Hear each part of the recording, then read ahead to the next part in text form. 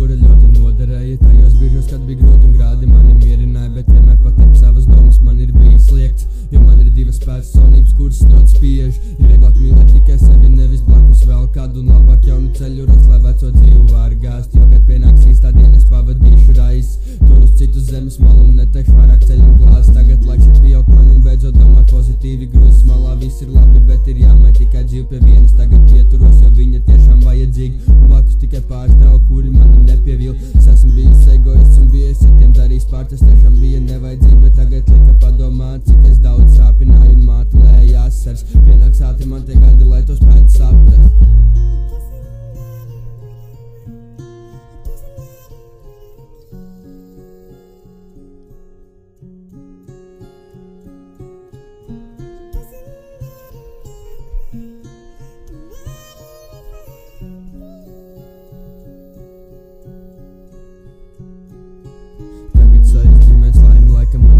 Grūti, jo nav daudzi, kurus mīl un paliek smagi, kad viss brūk. Es esmu gluži vēl kā bērns, jo nezinu, kā to dzīvi sākt. Laikam vecāku mīlestība man ir bijusi maz.